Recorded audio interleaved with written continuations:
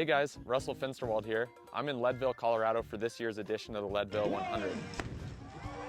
One of the things I think we're gonna see a lot of this year are drop bar mountain bikes. I ran this setup last year. Really just feel like it's a great setup for the course, so kind of wanted to run through my overall setup, what it takes to run a drop bar bike at Leadville.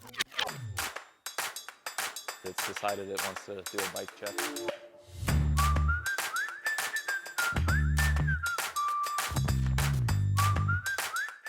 So I think one of the hardest things about setting up a mountain bike with drop bars is getting your fit dialed in. It's kind of this hybrid fit of a mountain bike position and a gravel position. On a gravel bike, you're very aggressive and far forward, but on this bike, you don't want to be that far forward because it starts to hinder the handling.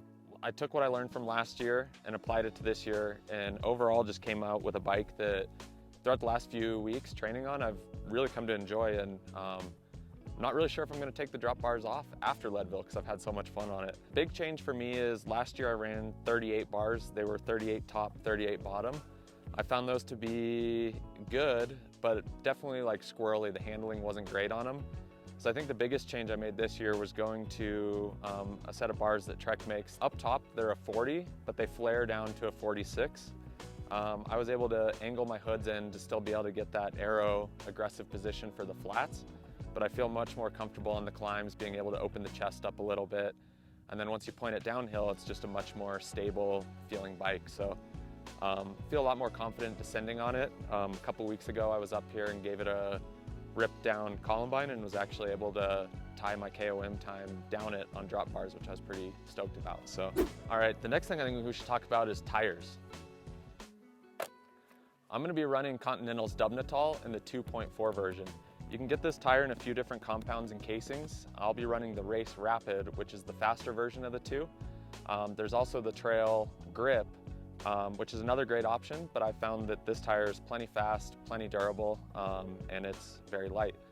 I also spent a lot of time deciding 2.2 or 2.4, but ultimately decided on the 2.4 just because in my pre-riding a couple weeks ago, the course is pretty blown out this year. Lots of rain ruts, a lot more exposed rocks, and I just think the additional volume helps quite a bit with flats. So 2.4 Dubnital Race Rapid it is. Sort of the unsung hero of the drop bar setup is definitely RockShox's flight attendant system.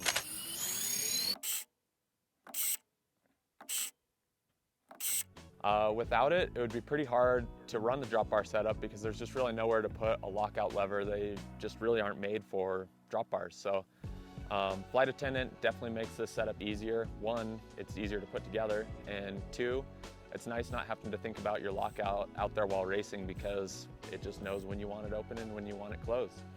I have it on the front and the rear, and should you actually want to control your lockout manually, RockShox and SRAM system integrate very well, and you can actually control it through the hoods, which is a pretty neat feature. Alrighty, all in all, those are the nitty-gritty details for the Leadville setup. A couple other things, more standard features, I guess. I'll be running the Garmin Edge 130 up front. That's Garmin's smallest, lightest head unit, and for a race with this much climbing, I think save the weight where you can.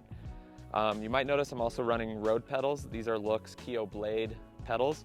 Probably my favorite Look road pedal. They just have really good engagement, nice light aero pedals.